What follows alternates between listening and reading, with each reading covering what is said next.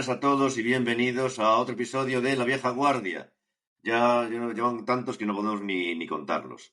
Sí, Pues ahora, hoy tenemos cuarto otro episodio de episodio esta temporada. de la sexta temporada, ya sexta.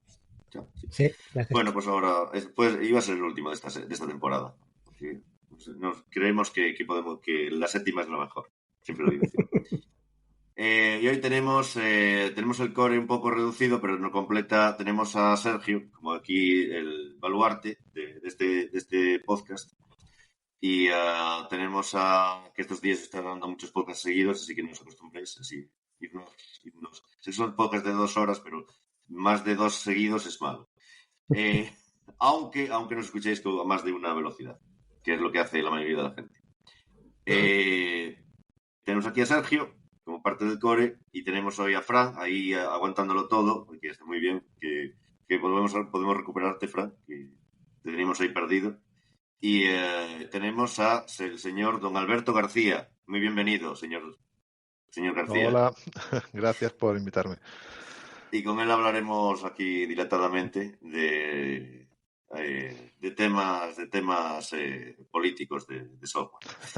Muy después. Primero vamos a leer las noticias, de pocas noticias, así que esta vez porque no dio tiempo a nada más. Bueno, tengo que decirlo, estoy indignado. Bueno, aparte de que hoy me multaron por saltarme un semáforo con la bici en Berlín, pero aparte de eso, porque alguien ha sacado un Python con llaves. No sé si hablamos de esto la última vez, pero me He visto por ahí la irrita. noticia y tal, y he visto el proyecto. Ujú. Y bueno, es, eh, es otra solución. Hay gente que le choca mucho lo de que en Python se apañen todo con tabuladores y tal, o sea, con tabuladores, bueno, la salida y tal. Y ¿Pero qué coño, hace? ¿Traduce de Python con llaves a Python normal o es otra cosa? No, te permite escribir Python con llaves. Entonces puedes poner, pues ya no hay que hacer tabulación. Ya todos los errores de espacios y tabs y tal desaparecen. Yo pasé años quejándome sobre el tema y ahora ya estoy acostumbrado y ahora ya no me parece un problema. La verdad es que nunca pensé que llegase a decir, pues mira, no estaba tan mal esto. Al menos te obliga a todo el mundo a hacer exactamente la misma tabulación, que es algo que no ves en otros sitios, en otros Sí, lenguajes. a mí no es un sistema, una indentación, digamos, una sintaxis que me apasione, pero bueno, tampoco vamos a Claro. pelearnos ahí por eso. Yo no las sé. ponía. A Yo mí hace me tiempo que gustan estoy las llaves. programando en Python. eh, Al principio te choca y luego, bueno, ya te acostumbras y eso. Y luego vuelves a los lenguajes donde tienes 50.000 llaves y cuando se te pierde alguna, pues es una puñeta. Estamos Pues, comentando las noticias. Aparte de, ya estoy muy... Bueno, hay un Doom fácil de compilar en Windows. No sé ¿qué tal? ¿Qué os parece ese tema? ¿Tienes ganas de Un compilar Doom, Doom? Doom el juego, Doom. pero era Sí, ah, difícil de sí, compilar Doom. antes o como... Sí, no, era difícil de es compilar. que lo que dice el proyecto es que estaba intentando hacer que no tuviese ninguna dependencia. Entonces, que Ah, puedas compilarlo de tal manera que ya tenga todas las librerías y todo instalado para que con cualquier GCC mínimo ya puedas ejecutarlo. Y le das el puntero, pues supongo que le darás el puntero al VGA, donde sea que esté definido por software en el hardware que tengas, y ya está, y lo compilas de una manera súper sencilla, porque la mayor parte de los ports están hechos pues para que tire con SDL o alguna librería gráfica, algún tipo de port, integraciones de Windows, pues claro, y lo que pone es que si realmente quieres un port que llegue pues todos los bug fixes, ha habido durante décadas ya gente arreglando fallos pequeñitos, minúsculos y ya no debe quedar ninguno, pero lo que dice es que lo que quería era uno muy muy sencillo para poder compilarlo en cualquier sistema de cualquier manera. Y nada, pues es una noticia, pues, a mí me entretuvo leerla. No, no, no está voy a bien. compilar el Doom a esta edad. No, sí, Lo hay Lo dejo para hay el tantos retiro. ports ya que ¿no? Hay tantos ports que siempre Sí, hay lo alguno que que ponía era funciona. que no era el mejor, pero que bueno, que su objetivo era ese. Y salió la noticia y se estuvo comentando un poquito sobre el tema. No estamos hablando ni de OpenAI con Sora, ni de vídeos, Del nada, Doom. nosotros hablamos del Doom, de lo que nos interesa. Vieja guardia, vieja guardia. Sí, no, Yo de hecho el salió Doom, el tema. yo de hecho el Sí. Doom, a mí yo juego al Doom a los ports que mantienen el juego original, que decía esto de mirar para arriba y saltar y tal, no. Doom. Claro, Ahí claro. está. Como de toda la vida, en No. 2.5D. De hecho lo recuperé hace poco porque quería probar los niveles estos que sacó John Romero, el Siege y el Siege 2, y son fantásticos, a mí me gustaron mucho. Y llevaba sin jugar como pues 30 años, o no sé lo que llevé. Por ahí, sí, Sí, por sí, ahí pues el tema. lo llevaba 30 años y lo volví a recuperar ahora para jugar a estos niveles y son estupendos. Había Pues un nivel para el Doom que reproducía la Facultad de Informática de Coruña, ¿verdad? Lo recuerdo, sí, pero no sé si llegué a jugar, pero sí lo recuerdo. Pues sí, Gente, gente estaría bien que no hace poder tenerlo y que lo tuviesen nuestros oyentes Lo la ponemos en descripción, la web. en los enlaces del podcast, poder tener la Y Facultad de Coruña. lo compilamos con el MScripten y venga, a la web. A la web. Ah, Más claro, ahora ya tareas. no quieres ya para qué instalar ni nada, va todo a la web. Ahora en día va todo a la Ahora web. todo va en la web. Ahí está. Y eso que la web está encogiendo, pero bueno. Y Bueno, lo hacemos si quieres con hablar de IA, Railway. de IA, sí. ¿Quieres hablar de IA? Acaba de salir el modelo, salió además un domingo, parece ser el modelo Grok 1 o Grok algo, y parece que tiene no sé cuántos billones americanos en su momento, de parámetros y que mete miedo. No, lo que dicen es que mete miedo porque no tiene censura. Y eso es lo más interesante. A mí lo que quiero es poder hablar con una IA y que nos diga la verdad, si va a decidir matarnos a todos o no. Y una IA Y sin censura seguramente puede hablar como Terminator si se lo pides. Yo tengo ganas de hablar, a ver qué me cuenta. me extraña que haya salido y no hay tiempo de probarlo, Sergio. Si es inteligente te No, dirá que no te va a matar y no. y luego te no, matará. no, lo que pasa es que tienes que alquilarte, no sé si son 10 H100 o algo así para correrlo. Creo que se me escapa un poco del presupuesto de juguetes últimamente. Bueno, acaba de salir otra noticia que acaba de salir un chip que es, por lo menos, no sé si será más caro, posiblemente sea más caro, pero gasta 10 veces menos que el H100 con el mismo output mismo Nvidia, no me acuerdo, Blackwell o algo así puede ser. Y parece ser que ahora el tema va por reducir los costes para que todo el mundo pueda tenerlo en su casa. Reducir los costes de los chips. Y reducir el consumo que tienen, claro, porque tienen un consumo brutal de energía. Sí, yo estoy deseando que me lo pongan en la tostadora. Mm. ¿Quieres una tostada? Y luego le ponemos una TSD a la tostadora, digo. Totalmente. Pues ese es ¿Habéis el futuro visto? Ha va por salido ahí. el Figure 01, Figure 01, que es el robot este que han sacado ahora que con OpenAI y que no sé si habéis visto el vídeo, pero es impresionante de pues cómo se mueve, cómo reacciona, cómo evalúa las circunstancias, el escenario en el que se encuentra. Yo hasta que lo vea en el Walmart a la venta no me creo nada, pero tiene muy buena pinta. De la manzana, que le pide, dame una manzana y... Exacto, se llama Sí. Figura 01. Sí, lo vi. Increíble. Tengo ganas de Bueno, verlo. es un vídeo que anda circulando por ahí, anda circulando y está, bueno, todo el mundo está comentándolo porque es bastante brutal, porque es una película de ciencia ficción que parece el primer episodio de Yo Robot. Una cosa así. Y Sí. no, Continúa, man. yo iba a decir No, bueno, nosotros ya hemos visto, ¿cómo se llama? Hay una banda que se llama Automático o algo así, se llama, no me acuerdo ahora. Eh, Hay una banda de robots que toca y ya llevan tiempo en el mercado de las listas de éxitos. O sea que tampoco sería una novedad tan grande en ese aspecto. Así que camina, Kraftwerk. sí. Sí, una cosa así. Sí, tiene un nombre bastante, el bastante. compresor. Compressor Ah, Head. sí, Compressor Head. Compressor Head. Es muy En buena. vez de Motorhead, Compressor Head. No, yo los vi en directo. Tuve el placer de ir en directo. No Ah, puede darle la mano al cantante porque no tiene 3 o 4 manos metálicas y tuve miedo que me la reventase. Pero, o me electrocutase, pero impresiona bastante verlos en directo, ¿eh? Yo tuve el placer de verlos en Berlín. De hecho, tengo un vídeo por ahí. Lo voy a pasar, así que pues también sí, para la gente que ponlo en lo... la web. Ponlo en la web. Si lo ponemos en la web porque además es de hace varios años, es de antes de la pandemia. O sea, o sea, yo me di las cosas entre antes de la pandemia y después de la pandemia. Ya sé, es el nuevo antes de Cristo y después de Cristo, ¿no? Pues antes de la pandemia y después de la pandemia. Pues Lo curioso que justo me fue el pasó, año antes o así.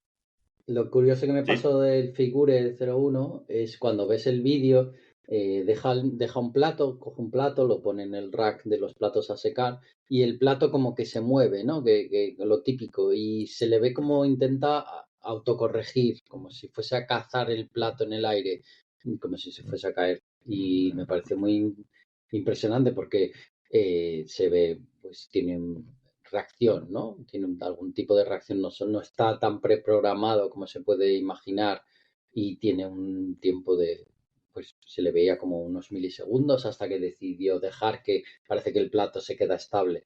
Lo que se ve que la interacción con OpenAI sí que debe ser, lanzan el proceso, lo suben a la web, OpenAI hace algo y tarda 3 o 4 segundos en devolverte. Entonces, se ve que no es una integración completamente nativa, no está corriendo el modelo en la máquina, obviamente, porque no creo que les quepa, pero bueno, habrá que verlo, habrá que ver cómo evoluciona todo esto. Bueno, aquí más noticias así. Hay una alternativa a Postman, que está estos días, sí, por los que vamos cansados de Postman para probar vuestras requests. Pues tenéis a Bruno, que tiene nombre de gato. Y mis disculpas a todos los Brunos. Que nos Y a estén todos los gatos. escuchando. Sí, bueno, es que conozco uno que se llama así, pero bueno. Nada, tenemos aquí el T1, el T1000 de la sí, pues, Xiaomi. Hay un crowdfunding de Xiaomi, una noticia que envió Manolo, que para hacer una especie de robot T1000 que nos asesina a todos Ah, y piden dinero para eso. O sea, no solamente el T1000 lo va a construir la humanidad, sino que lo vamos a pagar entre todos. pues yo le doy Y, dinero. Pues no hay que El kernel ya lo tenemos, porque mm, en Terminator se ve que el Terminator empieza con un kernel Linux 4 o algo y ya vamos por la versión 6 de Linux. O sea que 4 algo, bueno, será una película reciente, ¿no? Porque no de los 90 aún no existía. Cuando se hizo el Terminator 2 aún no existía el Linux, pero bueno. ya Bueno, llega alguna de las siguientes. pero la En una historia siguiente de salía, aparecía ahí. Terminator es que lo que pasaba era que cada vez que se hacía alguna interacción y se cambiaba el futuro, lo que pasaba es que solo estábamos retrasando el día final. Y, Claro. pues, se pasaba de 1987 a no sé dónde y se iban avanzando y pues nada, lo único que estamos es retrasándolo. Es inevitable. Bueno, vamos a hablar de temas más esos. Bueno, hay una página que no sé si la han chapado, que es suju.dev, ahí podéis bajaros el emulador de Switch. Por si acaso tenéis hablamos de esto en el anterior podcast, que habían llegado a un acuerdo, que la empresa pagaba 2 millones de euros y no los denunciaba a Nintendo. Y el emulador está ahí, está circulando por la red. O sea Claro, que, eso que, no va a Estará desaparecer nunca. circulando por los sitios oscuros últimamente mm, y es lo que queda. Fatal, Nintendo, fatal. bueno, estamos muy depresivos, hay que animarse. No sé, aquí alguna... Ah, sí. Es un tema muy curioso, también cosa un poco rara también, que es que los dominios gratuitos, los TK han dejado de ser gratuitos, los famosos TK, donde normalmente te enviaban a alguien para tangarte y que eran gratuitos, y te podías bajar también cosas turbias, como el emulador de Switch, pues ahora ya no son gratuitos y con el 22% de los dominios en Cloudflare. que es uno de esos intermediarios de Internet que sostienen Internet tal y como la vemos. No sé si queréis comentar Además, algo pues, lo acerca que de... pasa cada vez que se cae. También. No sé si queréis comentar algo más o ya podemos empezar a hablar con Berto. No, yo creo que No. de noticias estamos bien. Sí, bueno, las que nos interesan, así. A ver qué traerá algo más de emuladores o algo así de viejuner para la próxima vez. Bueno, pues tenemos aquí a Berto García, que pues lleva un tiempo trabajando, ¿no? Un par de meses, y en el sector. Así junior, y nos contar sus experiencias junior y qué tal lo tratan los managers. Y el senior.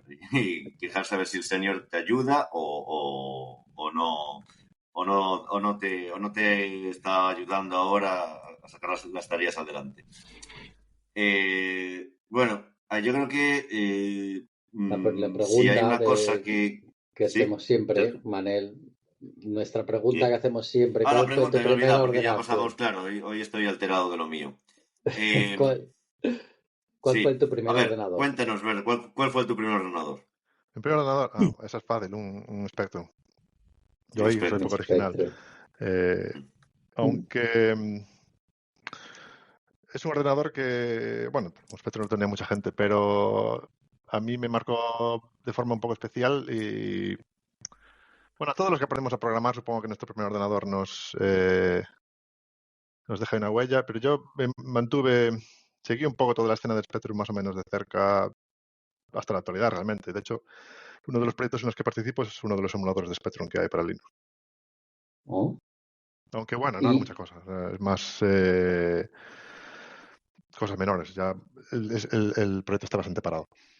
y cómo llegó el ordenador a tu casa? ¿Que ¿Lo compraron?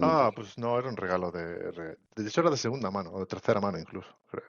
Ya era Ah, un Spectrum ya usado y bueno, como sabéis, pues lo que tenían la cosa buena de esa época es que un poco te animaba a programar, porque los ordenadores de esa generación los encendías y lo primero que veías era un intérprete de BASIC. Entonces, no podías saltarte eso. Y las revistas de la época, pues, venían, no solo eran de videojuegos, sino que venían, la mitad era videojuegos, pero la otra mitad era, pues, cursos de programación, trucos y cosas así. Entonces, era muy fácil interesarse por ir un poco más allá. Entonces, pues, como muchos, pues programé bastante, hice mis juegos, hice mis tonterías y fue un poco, supongo, que el catalizador de que me decidiese a dedicarme a esto. Aunque bueno, estrictamente me gustaban ya las máquinas ya desde mucho antes, desde el Nintendo, las recreativas, etcétera, etcétera, pues eso ya de mucho antes. Bueno, y ahora fast forwarding, y ahora después tú eres uno de los socios fundadores, o si se puede llamar socios, no sé, de Igalia. ¿Es en it? Sí, socio, sí. Mm, ¿Cómo fueron los inicios? ¿Cómo fue la idea? ¿Y cómo fue, puede ser? Porque hasta ahora creo que no tuvimos nunca nadie de Igalia, y es raro. O sí tuvimos a alguien, no recuerdo ahora. Es típica No, cosa que se dice que... creo que no. De Ujú. todas formas, yo creo que antes de saltar a Igalia y tal, por el medio, supongo que será interesante tema de experiencias de software libre Bien, en la de cool. Facultad de Claro, en la Informática. facultad, sí. Sí, porque está relacionado, claro. Mm. Bueno, yo como cuando tuve claro que a mí lo que me gustaba era la informática, pues me fui a estudiar a Coruña, a la FIC, y lo primero que descubrí, casi el primer año, de hecho, es que no sé quién fue el responsable de todo eso, y de hecho, si lo sabéis, o me gustaría saberlo, porque creo que tuvo mucha influencia en mi vida. ¿Cuál es el motivo de que todas las asignaturas y todo lo que estudiamos se hiciese sobre Unix? Realmente en la facultad casi no tocamos nada de Microsoft, exceptuando una asignatura o dos. Entonces, desde primero, ya la programación de primero era aprendimos a usar conectarnos a un servidor Unix, y aprendimos a usar los editores de Unix, los compiladores, etcétera. Entonces, eso a mí me descubrió un mundo nuevo que yo no sabía que existía. Entonces, pues me interesé primero por la novedad, porque yo venía del mundo de MS2 y tal, y aquello era una cosa pues que me llamaba la atención. A mí siempre me gustó pues eso, entender cómo funcionan las máquinas, descubrir cosas nuevas. Siempre tuve mucha curiosidad. Y al poco tiempo, pues descubrí que había un sistema operativo gratuito, como lo veía yo, que era pues un clon de eso, vamos. Entonces empecé realmente muy pronto. Al poco de llegar a la facultad ya me instalé Linux en el ordenador. Tú Y por llegaste a esa la época, facultad, tú llegaste a yo la entré, facultad cuando había terminales tontos en los que sí, se conectaban contra un pequeño mainframe local, ¿no? sí, los terminales guays, que decía el profesor que a pesar de su nombre no son tan guays, que la verdad es que eran muy lentos. Mm. Claro, sí. Entonces, bueno, me interesé por ese mundillo y empecé a aprender más de Linux. En esa época, pues estaba la GPU, todavía no existía, pero estaba el CEU, que era la Comisión de Extensión Universitaria, que eran los que tenían un FTP lleno de software y una lista de correo Y la BBS. y la BBS. Y claro, en esos círculos pues me encontré mucha gente que, aparte de muchos otros gustos comunes, como la música, por ejemplo, había mucha gente que estaba interesada en tema de Linux. Entonces, un poco de ese caldo de cultivo, surgió la idea de crear la asociación. Yo ahí, eso no fue iniciativa mía. A mí, yo lo que recuerdo es que me vino un día, estaba en el laboratorio trabajando, y me vino un día Simón Neira, que hace mucho que no sé nada de él. Si me estás leyendo o me escuchando, pues saludo desde aquí. Y me dijo que estaban valorando la idea de crear un grupo de usuarios de Linux y que si yo quería participar. Yo no entré en la directiva inicial, pero sí, en cuanto se formó el grupo, fui uno de los primeros en apuntarme. Sí, esta es la foto mítica del despacho, que era un despacho pequeñito de una sola persona, y nos metimos allí como 15 personas para hacernos una foto Sí. todos juntos apiñados y demostrar que sí se cabía. Esa foto es de la mítica, hay varias de esas, pero hay una que creo que fue después de la primera asamblea, puede ser. Sí, fue después de la primera Sí, yo en asamblea. esa no salgo porque después de la asamblea tuve que salir pitando a coger un tren. Ah, vale. Pero sí, que estuve en esa asamblea, Ahora ya recuerdo. está. Entonces, Estuve sí. en la siguiente foto. Bueno, en GPUL, a ver, GPUL hablábamos mucho, teníamos muchas ideas, pero muchas de ellas no fueron a ningún lado. Tuviste a Rubén aquí, Rubén habló de la idea de la librería de gráficos, la librería de juegos de GPUL. Yo era uno de los que supuestamente participaba, aunque realmente no hice nada. Aprendí a usar CVS. Pero bueno, éramos gente inquieta y aunque tampoco yo creo que no llegamos a tener ningún proyecto. Una de las ideas de GPUL era programar. De hecho, el nombre de programadores de usuarios de Linux. No programamos tanto, no llegamos a sacar proyectos de software libre con entidad que yo recuerde, vamos. Pero sí que nos ayudábamos mucho los unos a los otros. Había jornadas de software libre donde damos charlas y ayudábamos a la gente a instalar Linux, que entonces era más difícil. Al principio, de hecho, antes de la banda ancha, organizábamos pedidos de CDs. Yo creo que mi primera Debian la instalé en una de esas. O sea, pedimos un lote de CDs de los Estados Unidos y yo me instalé Debian de ahí. Sí, se hacían pedidos masivos de CDs, la gente también aprovechaba para pedir camisetas con motivos de software libre principalmente, y las Penguin Mints Sí. también. Y en el Pues CEU había un repositorio de software que era. Cuando todavía no teníamos banda ancha, internet ya teníamos más o menos todos, pero cuando no teníamos banda ancha para bajarse cosas gordas era útil. Sí, de hecho, eso. Además, luego cuando ya tenemos algo de banda ancha en GPUL, descargábamos nosotros las distribuciones y copiábamos distribuciones a todo el que pasaba por allí que quisiera que nos dejara los CDs o lo que fuera. O incluso pues tenemos nosotros también cajas y cajas de CDs, por si alguien decía, oye, pues yo no tengo tal, pero si me los pilláis vosotros, pues, y por 4 duros, en aquella época literalmente lo de los duros, pues también. Llegó a también haber un mirror de Debian no sé si todavía sí, sigue, pero sí. no sigue ya el mirror de Debian, pero sí, estaba eso. Entonces estábamos distribuciones para todo. De hecho, quemamos, no sé si tres, tres grabadoras de de CDs o de DVDs las quemamos a base de tostar para todo el mundo. Dios mío, ya. Pues eso es un apunte histórico ese. Nunca mejor dicho lo de histórico, la época así, aún no había el euro, efectivamente. No, no No me había alegro, ¿no? yo. Eso, y los CDs sí, el CD-ROM era una cosa nueva. El CD-ROM es un mecanismo que tuvo una vida limitada de duración. Ahora mismo ya es cada vez más Yo, difícil encontrar. mi primera Debian yo la instalé o sea, Con la disquetes. arranqué con disquetes. Es Y que luego hubo ya, ahí yo lo recuerdo que hubo un tiempo, una temporada muy larga en la que la única forma realmente estándar de pasarse ficheros de uno a otro era disquetes, que era súper limitado. Ya llegó un momento que era demasiado, o sea, demasiado poca capacidad para los datos que se manejaban entonces. Pero en cuestión de un par de años explotó todo. Empezaron a aparecer los discos USB, los CDs grabables, DVDs y tal. Y fue como de no haber nada a haber montones de opciones. Eso lo recuerdo.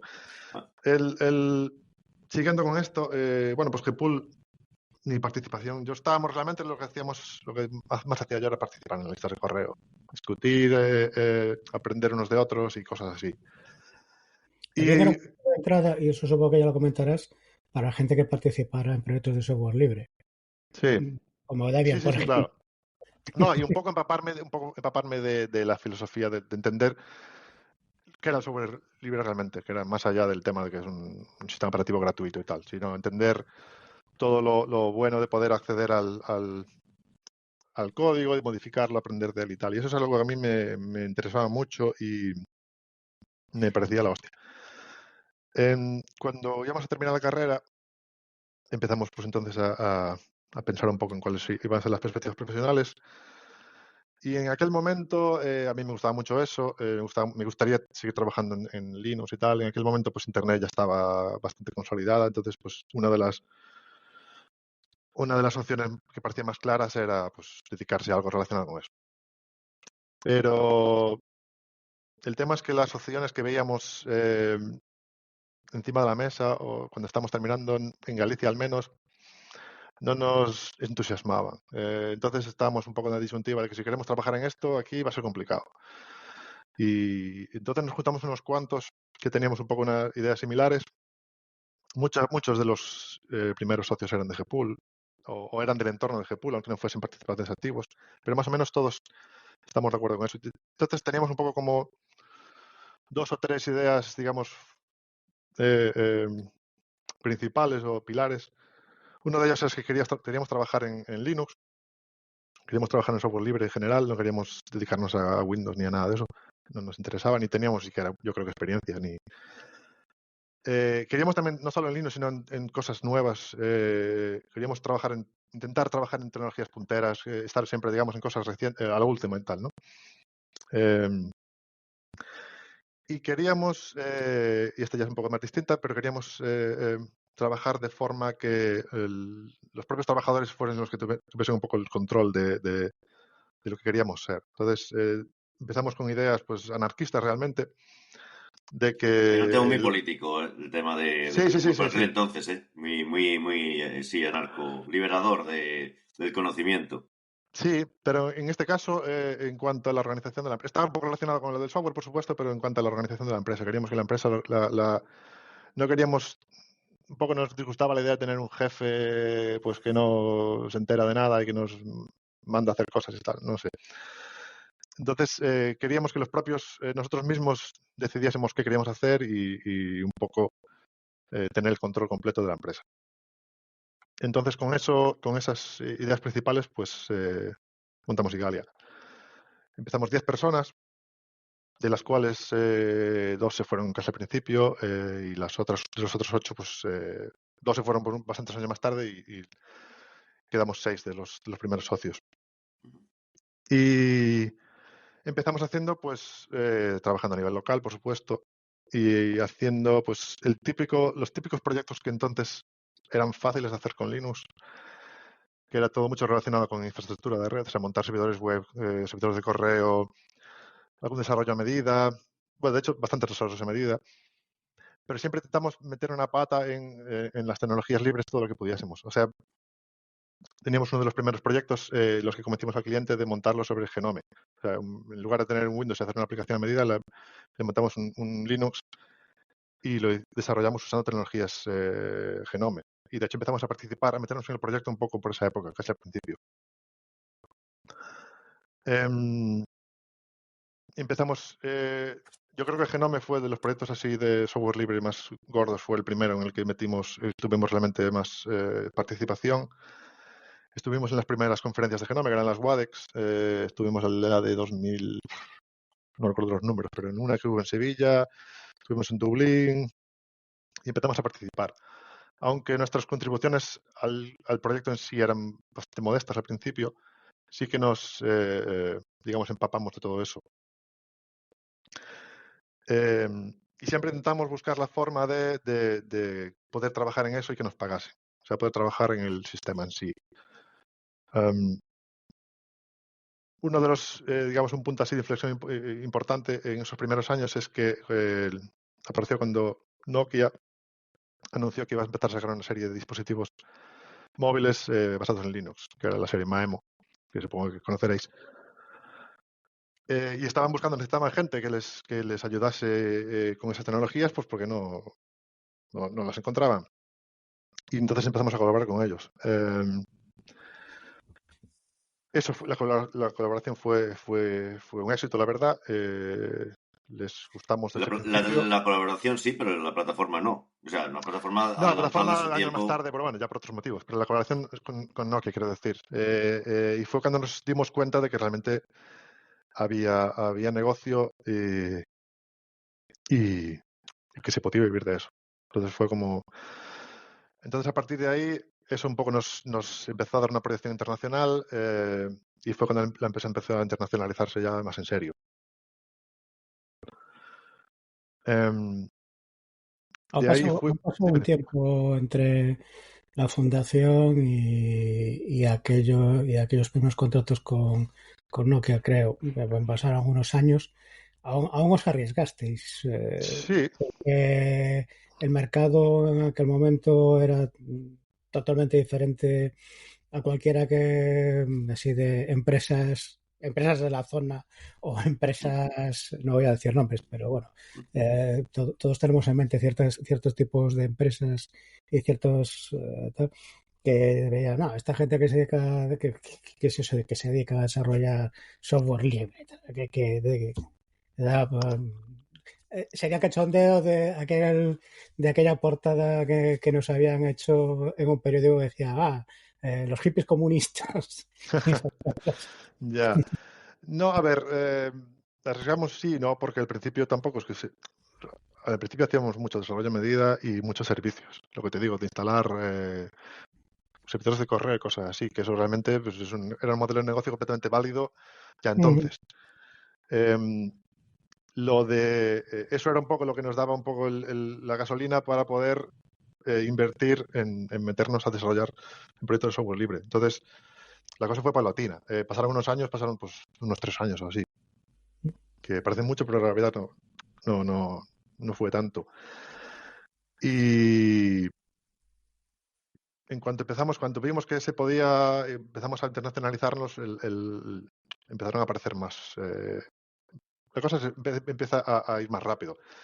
Empezamos a contactar con otras empresas y empezamos a hacernos más conocidos.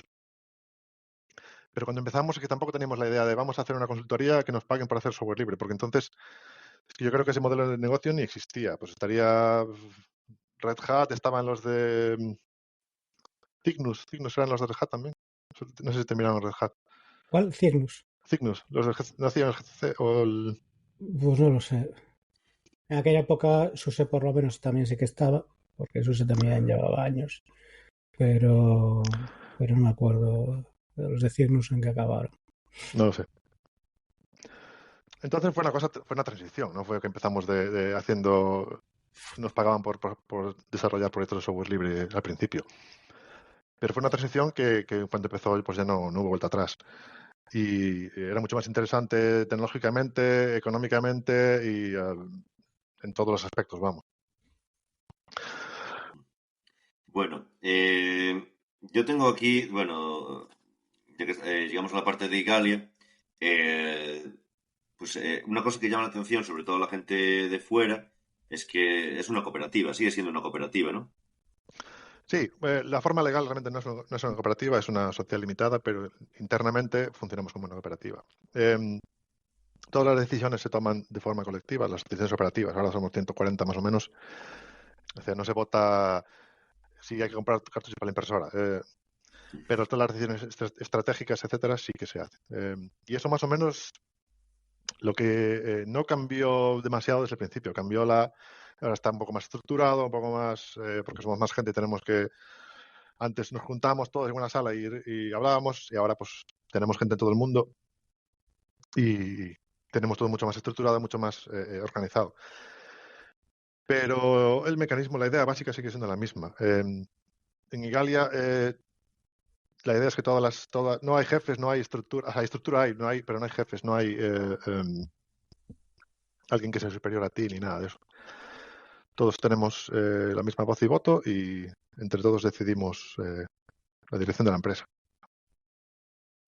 También fuisteis unos adelantados, bueno, esto no tiene tanto que ver con esa parte de organización económica y tal, pero en el tema de remoto también fuisteis unos adelantados porque tampoco era algo habitual en las empresas antes de la pandemia. No, no era habitual bueno, gracias a eso cuando llegó la pandemia realmente no nos afectó prácticamente nada. O sea, seguimos trabajando, no hubo ni un solo día que nadie parase a trabajar que yo recuerde. Teníamos las asambleas ya empezamos, realmente somos remotos, a ver, cuando empezamos uno de los socios no estaba en Coruña, entonces él trabajaba en remoto. Pero formalmente cuando tardamos unos años en tener gente completamente en remoto, tener más personas completamente remoto y empezamos cuando decidimos, digamos, explicitarlo en nuestro internamente, decimos, a partir de ahora, porque al principio como estaba implícito que la gente que fichábamos, pues que venía a trabajar a Coruña, a la oficina y tal.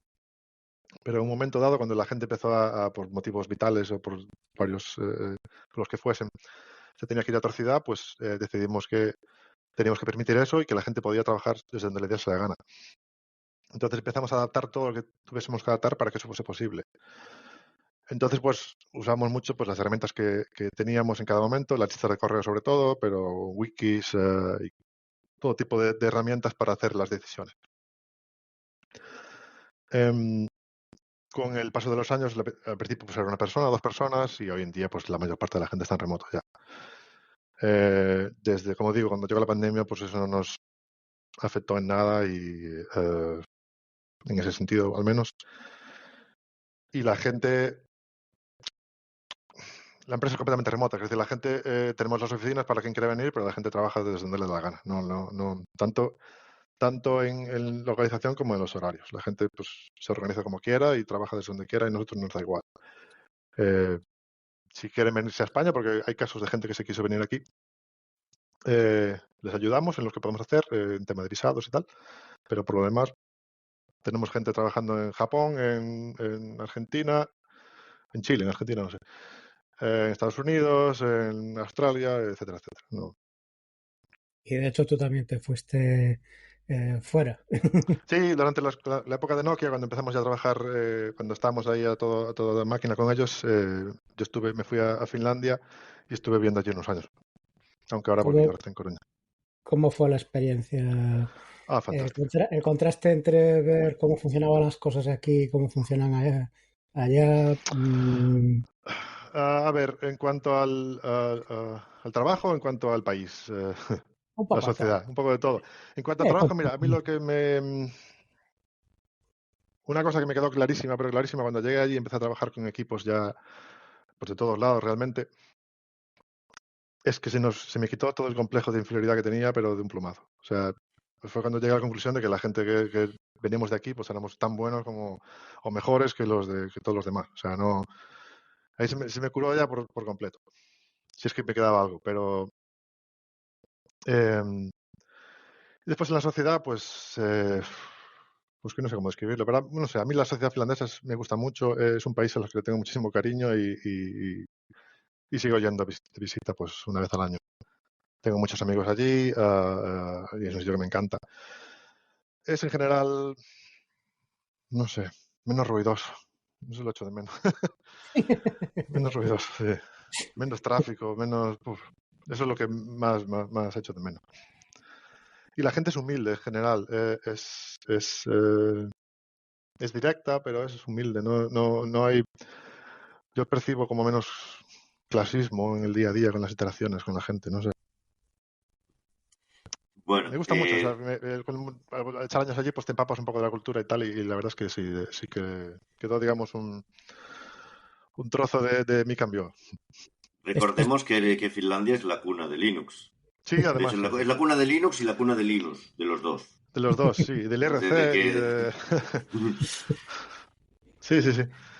¿Y Hay el mucha gente... idioma?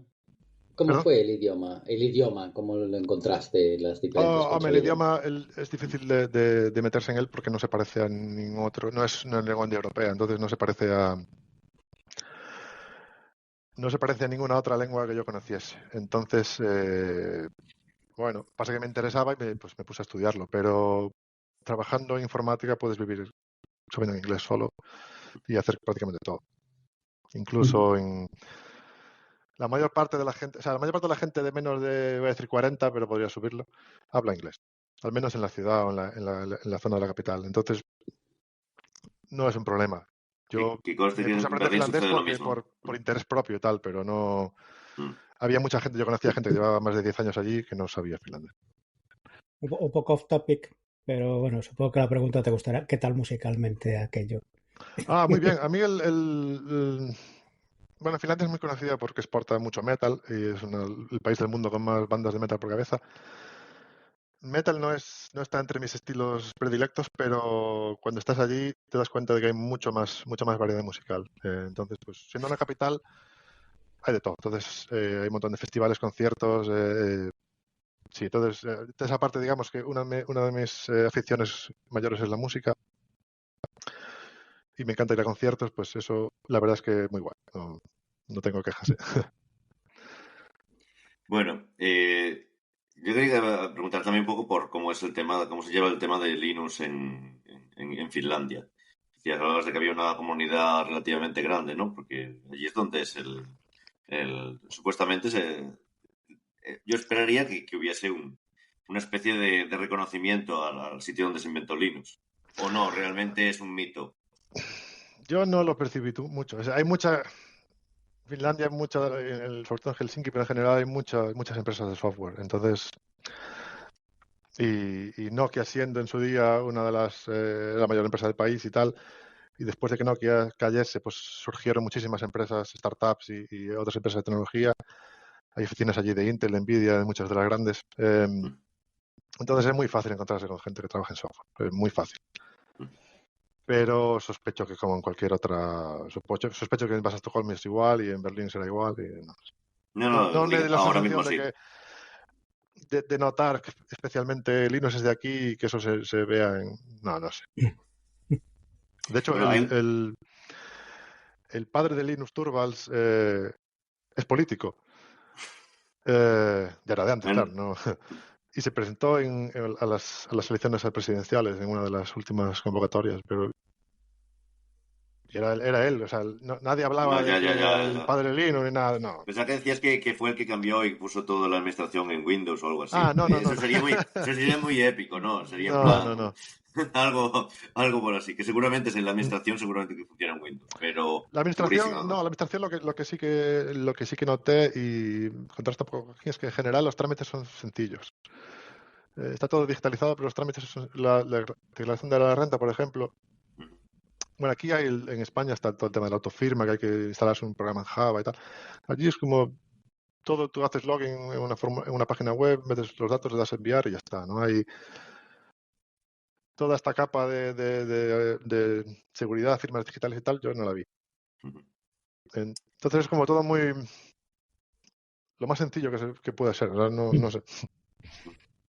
A lo mejor deberíamos de aprender algo de eso y no tener que andar haciendo rituales de magia negra para conseguir que la autofirma tal versión funcione en la mayoría de las páginas de las distintas administraciones públicas, porque es que Pero es autofirma en Linux funciona bien. Puse un tutorial un día en el Twitter. Hay que hacer los siguientes pasos. Instalas una máquina virtual de Windows, instalas el autofirma en Windows y lo usas. Es así como sea. Es Pues mucho más fácil que romperse la cabeza. es un tutorial muy apreciado. Nuestros oyentes apreciarán los pasos yo digo, esto también lo usé en Mac y en su día por motivos de tal y tuve problemas. Pero bueno, no sé, gente aquí poco de Mac. Ahora ya no funciono con Mac, así que no. Yo tengo una máquina, yo tengo una de las máquinas que tengo, la tengo solamente, exclusivamente para la autofirma, porque conseguí hacer que funcionara en Linux, en OpenSUSE 15 lib y voy actualizando, porque siguen actualizando lib, pero no sé lo que va a pasar cuando pasen de lib 15.6.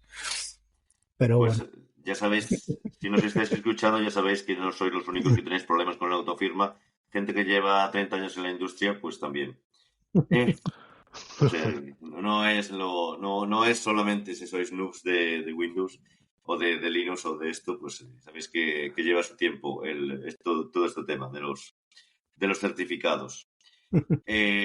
Bueno, yo te quería preguntar, tengo aquí varias, porque a veces la gente, a veces la gente te dice una cosa, a mí me gusta esto, pero en realidad en la práctica hacen otra cosa. No es por eso, pero bueno. ¿Tú qué ordenador usas? O bueno, ¿tú qué sistema operativo? El ordenador no es tan importante. ¿Qué sistema operativo usas a diario para tu Bueno, trabajo? yo llevo en Debian desde que empecé, entonces pues nunca cambié. Uso Debian. O de sea, hecho, estábamos comentando antes de empezar que también participas en el proyecto de Debian. Sí, llevo, bueno, usándolo desde el principio. De hecho, eh, la primera instalación que hice de Debian, que fue en el 97 probablemente, a medida cuando cambiaba el ordenador, pues la movía de un disco duro a otro, le iba actualizando y tal. Y hoy en día sigue viva esa, es la cosa de mis padres en casa, en su casa. Sí, yo me empecé a meter en el proyecto, pues primero como usuario, claro, pues reportando bugs y cosas así. Pero en un momento empecé a participar como mantenedor de paquetes. Empecé con un programa que había hecho yo. En la época de Nokia había un servicio, una radio por internet que se llamaba Last.fm, que todavía existe, pero ya no tiene la parte del streaming. Y yo me hice un cliente para Linux, que fue así mi primer proyecto de software libre un poquito con entidad. Y fue el primer paquete que mantuve para Debian. Entonces empecé manteniendo eso. Y ya cuando estaba metido ya y conocía bien toda la mecánica, pues empecé a meter más cosas. Sigo participando en Debian, de hecho estoy más activo que nunca. Y lo que más trabajo ahora es los paquetes de WebKit. WebKit, no lo comenté antes, pero WebKit es el motor de renderizado web de Apple. Y Galia, cuando terminó la época de Nokia, nos especializamos mucho en la parte de web y empezamos a trabajar en el proyecto WebKit precisamente. Había un navegador para Genome, se llama Epiphany, se llama Epiphany, antes no sé si todavía se llamaba así en esa época, pero bueno, usaba el motor de web de Mozilla, del Gecko. Pero no era nada fácil de usar, porque realmente era un motor que estaba pensado para el Mozilla, no era un componente que estuviese pensado para que tú lo metieses en otra aplicación. Entonces, era complicado de usar y los de Mozilla no tenían interés en hacerlo más fácil, porque no era su caso de uso, vamos. Entonces, decidimos cambiar eso por WebKit, que era el motor de Apple, que era código libre y que sí que estaba pensado para ser una librería que tú pudieses embeber en cualquier programa.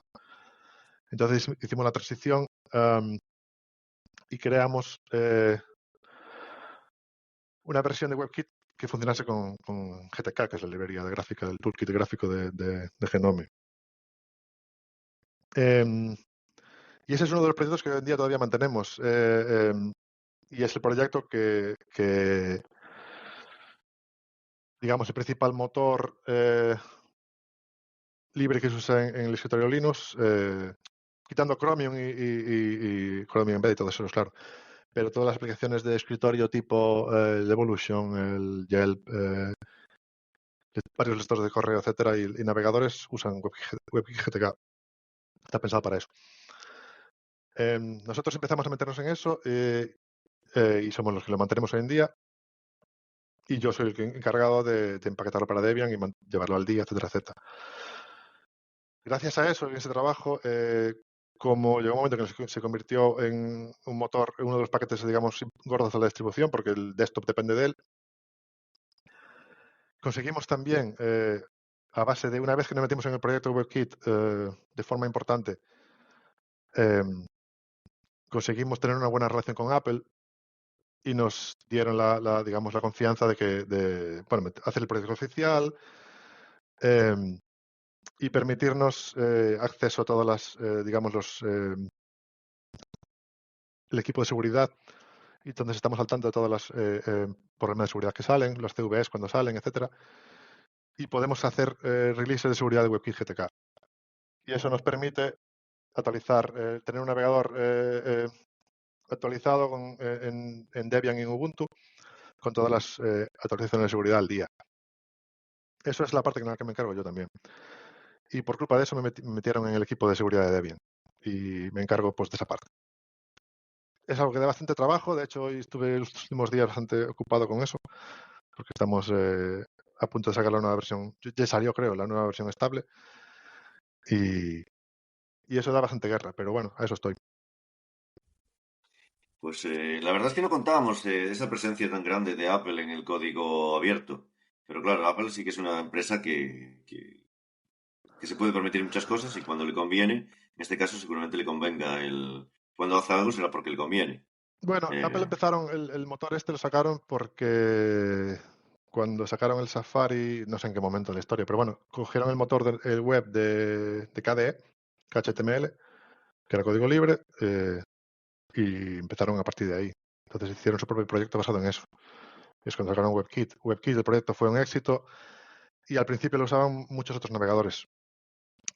Se usaba para la PlayStation, lo usaba BlackBerry, lo usaba Google para el Chrome, lo usábamos nosotros y muchas otras. Había en WebKit la terminología de WebKit se llama un port. WebKit es un proyecto único, pero tiene una parte que es, digamos, común e independiente de la plataforma. Pero después, para lo que en WebKit se llaman port, hay partes que son específicas de la plataforma. Entonces hay el port de GTK, ahí estaba el port de Windows, el port de PlayStation, el port de BlackBerry, etcétera, etcétera. Y el port de Google. Llegado el momento, Google decidió que no le convenía seguir.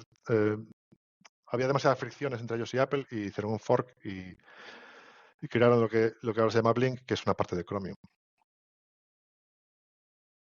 Pero ambos son software libre. De hecho, hoy en día tenemos la suerte de que todos los navegadores principales que hay en el mundo son todos software libre. Hay prácticamente tres, que son el Firefox, el WebKit y Blink, y todos los demás son variantes de esos.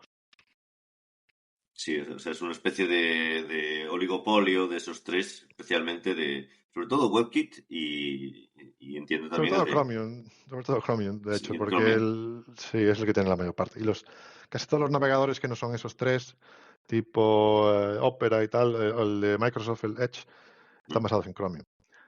Y Chromium es lo que va pues en las aplicaciones de desktop tipo Spotify, todas esas, realmente llevan Chromium metido. Nosotros participamos también en eso. Cuando se hizo el fork a Chromium, pues nosotros seguimos participando en el proyecto y seguimos de forma muy activa. De hecho, somos, tanto en WebKit como en Chromium, somos el principal contribuyente. Contribuidor, sí, después de Apple y Google respectivamente. Y ahí descubrimos un nicho que era interesante, que es que son navegadores que usa todo el mundo, pero mucha gente necesita meter un navegador en su producto. Sí, Y efectivamente. entonces mucha gente necesita que alguien adapte ese navegador a su producto y eso es lo que hacemos nosotros. Es una de las áreas de negocio así importantes. En Pues ese sentido... un negocio muy, muy, muy curioso, sí. Sí, en ese sentido, cuando vimos que eso existía, cuando vimos que toda la magnitud de eso, decidimos crear un port adicional de WebKit especializado en dispositivos embebidos. O sea, es como WebKit GTK, pero sin GTK. Le llamamos WPE, que es la plataforma web para embebidos, ahora la idea inicial. Y realmente es una parte importante de nuestro negocio. Y eso es, hay un montón de máquinas de productos comerciales que están en el mercado que usan un navegador web embebido y usan ese porte WebKit porque realmente es que es lo único que hay. Todo lo demás es intentar meter Chromium, que no siempre es una opción porque a veces es demasiado pesado o porque no está adaptado para ese dispositivo concreto, no es la mejor solución. Y lo demás, Firefox no se puede, etcétera. Entonces, WebKit, este port que llamamos WPE, corre en dispositivos desde set-top boxes, que son los típicos descodificadores de la tele que te instalan el tal. Está en la Thermomix, está en está en cartelería digital, está en todo tipo de cacharros, está incluso en cacharros que no tienen pantalla. Tenemos una versión headless que simplemente corre el navegador web pero sin display, pero hace toda la parte o sea, corre aplicaciones web pero sin display ninguno. En automoción también es posible En que automoción tenga. también, pero en automoción se usa mucho también Chromium. Estamos metidos, la verdad es que estamos metidos con el tema de la web, como nos metimos en ese mundo, estamos metidos en todos los aros que hay. Entonces primero empezamos trabajando en WebKit, haciendo adaptaciones de WebKit y tal, pero así como empezamos a meternos en Chromium, también en Firefox y tal, empezamos a crecer y empezar a especializarnos en esa área. Entonces tenemos gente que nos contrata para adaptar WebKit a su producto o solucionar un bug en WebKit. Hay veces que gente que nos escribe y nos dice, mira, tenemos este bug concreto, nos manda un link al Bugzilla, necesitamos que alguien lo solucione. O incluso implementar nuevos estándares, que es una de las cosas que hacemos. Tenemos una colaboración con Bloomberg desde hace un montón de años en las que ellos nos piden que implementemos nuevos estándares. A lo mejor hay un estándar que está definido pero no está implementado, o está implementado en algunos navegadores pero no en todos, y nosotros completamos la parte que falta. Por ejemplo, metimos... aquí ya me pierdo un poco porque no es mi área de especialidad, yo no trabajo en web, entonces... Pero hay una extensión de CSS que se llama el Grid Layout, que es para poner contenido en tal. Eso lo implementamos nosotros creo que en WebKit y en Chromium. En Firefox me parece que ya estaba. También cambios en accesibilidad, soporte de Wayland para Chromium y después en los compiladores. Tenemos también un área que trabaja en compiladores. Mucho del trabajo es de JavaScript, entonces nos contratan para hacer mejoras en los motores de JavaScript existentes, los tres principales que son el de SpiderMonkey, que es el de Firefox, JavaScript Core, que es el de WebKit, y V8, que es el de Chromium. Y entonces implementamos cosas como el async await, implementamos el big int para los números de precisión arbitraria, mejoras de rendimiento, etcétera, etcétera. Entonces hay todo tipo de cosas. Y por eso estamos metidos en todas las organizaciones de estándares. Estamos en el W3C, en varios de los grupos de trabajo. Estamos en ECMA, en el CC39, que es el grupo que define todas las nuevas transiciones del lenguaje de JavaScript. Estamos en el Technical Committee de Node.js. Estamos en la Bytecode Alliance, porque también estamos trabajando en WebAssembly. Y estamos también en un grupo que se llama el Browsers Interop, que son algunas de las compañías principales que trabajan en la web y nos coordinamos un poco para que todos los motores web estén coordinados entre sí. Y ahí estamos pues con Apple, con Google, con Microsoft y con Mozilla. Estáis ahí en medio de en el ojo del huracán. Sí, estamos ahí en Zaragoza todo lo grandes. que... No, estabas comentando todas las tecnologías y sí, bueno, lo primero que es que una de las ventajas que tiene la web, se quiera o no, es la ubicuidad. Claro. Es la principal ventaja que tiene la web, es decir, está por todas partes. O sea, a lo mejor no es la mejor plataforma para todo, es un poco como Python, pero está en todas partes, por ahí aparece. Sí. Y otra que estás comentando, tecnología tras tecnología, y creo que tengo que agradecerte que tener trabajo gracias a ti, porque estás comentando todas las tecnologías que se tocan día a día, que tengo que tocar día a día, poco a poco, desde el layout, desde los grids, hasta los motores, la implementación de las sync await para en los motores de JavaScript, que me parece una cosa absolutamente flipante, porque seguramente es una complejidad bastante elevada. Usarlo es bastante fácil, pero Implementarlo, sí. implementarlo no es trivial, precisamente. Hombre, a ver, Y gracias a mí además, tampoco. O sea, nosotros ahí somos un actor, hacemos nuestra parte, pero hay muchas empresas en esto. Lo que sí somos es tal vez la principal empresa de consultoría, porque, claro, la mayor parte de la gente que desarrolla Google, el Chromium es Google, pero consultoría de Chromium, pues estamos nosotros realmente. Ahí somos las principales y con WebKit por lo mismo. En Mozilla tenemos menos participación, pero aún así estamos como en el top 10 o top 5, no sé. Y esa es un poco la área, digamos, por la que somos más conocidos. Y por eso mucha gente cuando nos hoy en día se acerca a nosotros cree que somos una empresa de web, pero realmente seguimos siendo una empresa de consultoría de código abierto. No nos limitamos a la web y de hecho muchos de nuestros proyectos grandes no están relacionados con la web. Nosotros trabajamos un poco al hilo de lo que acabas de decir. Digamos, para el público general no somos conocidos. No tenemos productos, quitando, digamos, los ports de WP y de GTK, que sí que se podría decir que son nuestros productos. Y ahora sacamos un navegador para realidad extendida, se llama Volvic. Y también mantenemos Servo, que es este proyecto experimental que había sacado Mozilla para un motor de navegador nuevo hecho en Rust. Pero bueno, ¿y quitando qué eso, es de Servo? ¿Cómo le va a Servo? ¿Se está usando para navegadores o no? pues Servo empezó, como sabes, era un proyecto de la Fundación Sí. Mozilla. Y fue un poco el Rust creció, el lenguaje Rust apareció pues para crearlo. En un momento dado, creo que en el año, esto lo tengo por aquí apuntado, en el 2000, o sea, Servo empezó en el 2012. Nosotros empezamos a participar un par de años más tarde. Creo que, si recuerdo bien, necesitaban ayuda para el desarrollo y nos contrataron a nosotros. Pero unos años más tarde, pues Mozilla decidió que no podía invertir más y lo dejaron. Y se lo pasaron a la Linux Foundation. Se lo pasaron, quiero decir, que lo pusieron bajo su paraguas. Y nosotros decidimos empezar a mantenerlo el año pasado.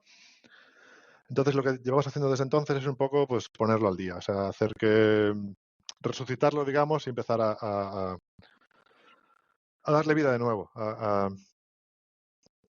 La idea, no vamos a crear un equivalente a Chrome ahora en 24 meses, pero la idea es tener algo funcional y sobre todo, para empezar al menos, que sea algo que se pueda embeber, que se pueda crear un navegador para casos de usos muy concretos y embebidos sobre todo, porque son los más sencillos, y poder usarlo ahí. Pero bueno, estamos en ello. Bueno, yo me quedo sorprendido con la velocidad que tienen los desarrollos la velocidad de las herramientas que se hacen en Rust. Así que sí, espero que lo consigáis y que salga y que quedemos todos sorprendidos de la velocidad que se puede alcanzar con un navegador.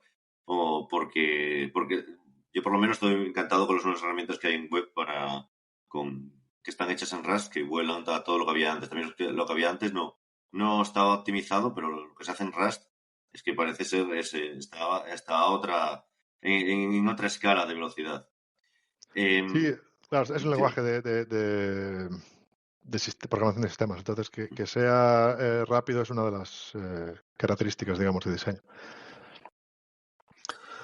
bueno, ¿Cuál es el proceso que Sergio. si alguien quiere entrar en Igalia, que tiene, cómo funciona? Porque, por ejemplo, Canonical tiene estos test súper raros que hacen ellos y No vosotros tenemos nada de eso. no... No tenemos nada. No, tenemos el formulario normal y corriente de envía tú. Tenemos en la web un poco las áreas abiertas, tenemos unas posiciones abiertas que suelen estar de forma permanente porque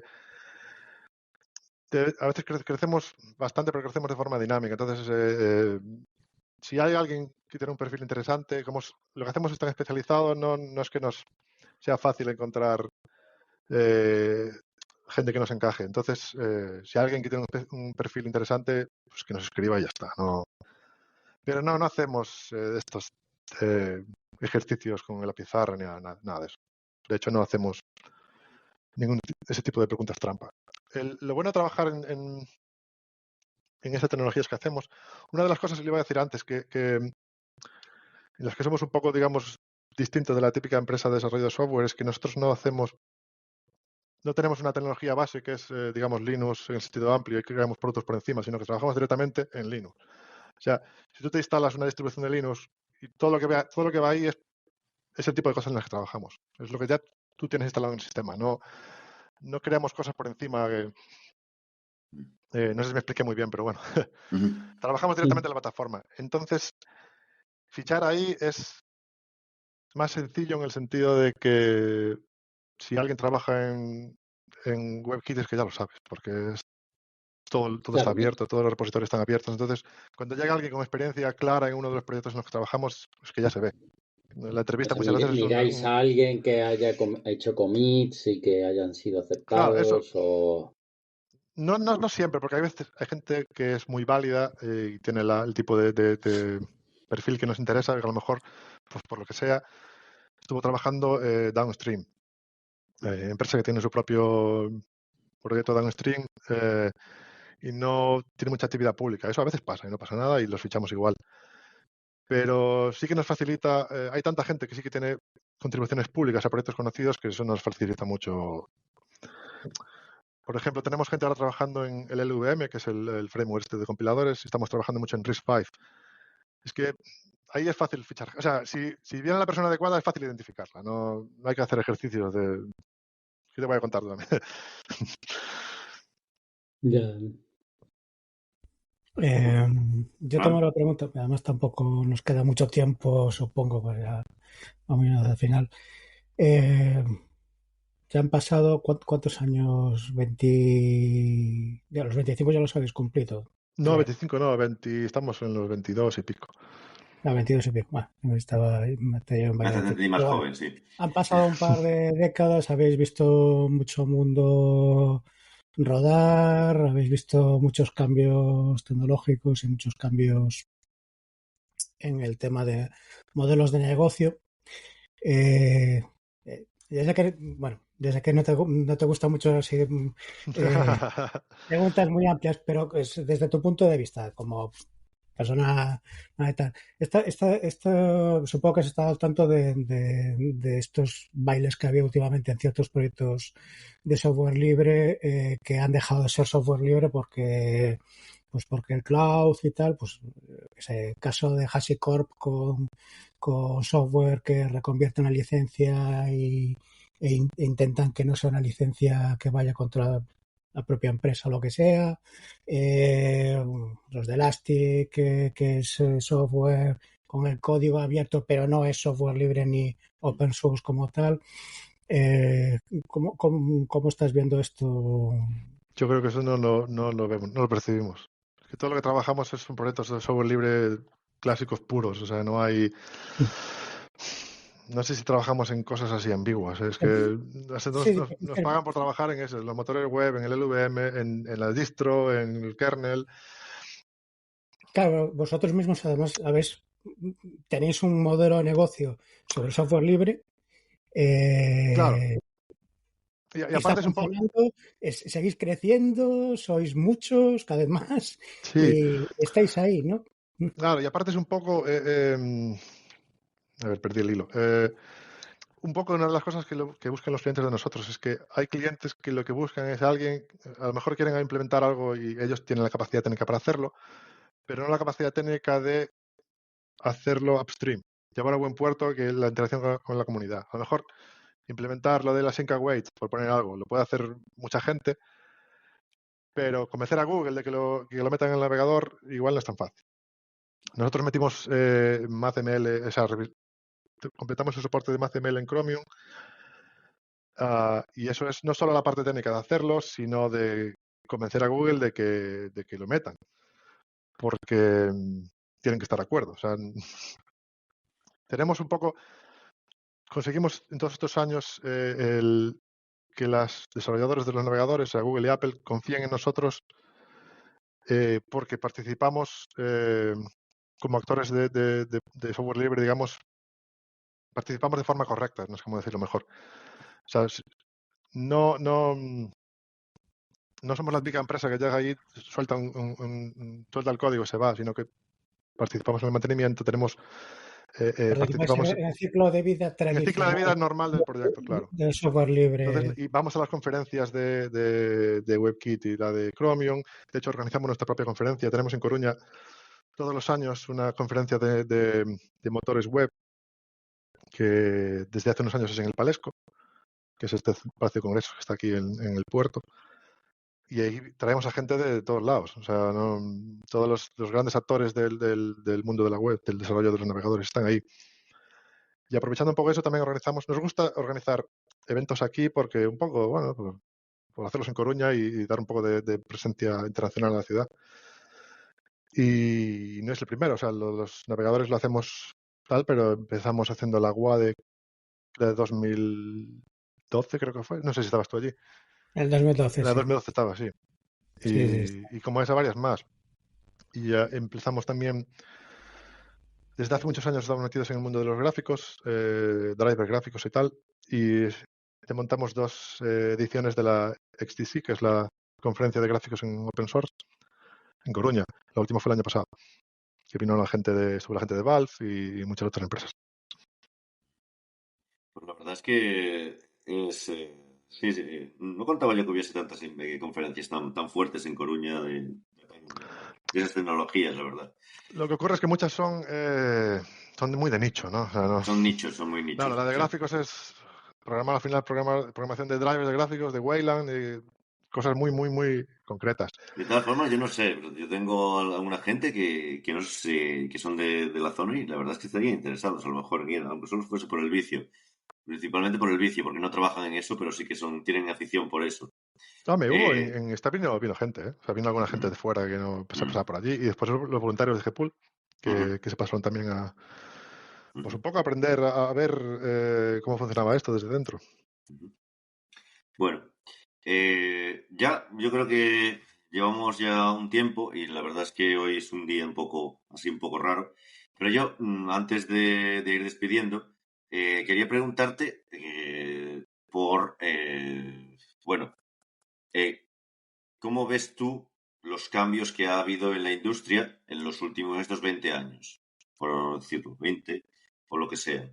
Es decir, de cómo se desarrollaba hace 20 años y lo que se hace ahora. ¿Cuál crees que ha sido el impacto más grande que ha cambiado en la industria en este tiempo? Técnicamente, principalmente. Y un poco también metodología, sí. A lo mejor es una metodología lo que se llama. No sé si hacéis todo este tipo de tinglados agile que se llevan tanto por el norte de Europa en Igalia. Ahí estoy sacando información confidencial. No. A ver, depende un poco del cliente, ¿eh? Muchas veces en algunos proyectos el cliente digamos, nos mete dentro del equipo y asistente, entonces tenemos que adaptarnos a lo que hay. Nosotros hay clientes que hacen eso, o sea, tú te vienes para aquí, o bueno, en remoto hoy en día prácticamente siempre, y es parte del equipo, pero hay otros clientes que me dicen, yo quiero que me implementes esto y cuando esté listo ya me avisarás, o sea, no me meto en nada. Entonces ahí, pues, solemos, no sé si tenemos la metodología así definida como tal, escrita, pero vamos, sí,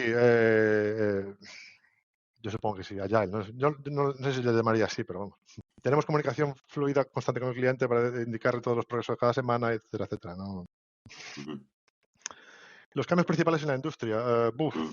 Ya digo que esto no es mi fuerte, este tipo de preguntas. Pero yo creo que, en cierta forma, Yo me refería, por ejemplo, ganamos en... cuando cuando se empezó a hablar muy serio de principios Solid, bueno, también parte del manifiesto allá, integración continua, todo ese tipo de cosas que han ido llegando y se han convertido en mainstream en los últimos 20 años. Sí, eso sí, por supuesto, esa integración continua, sí.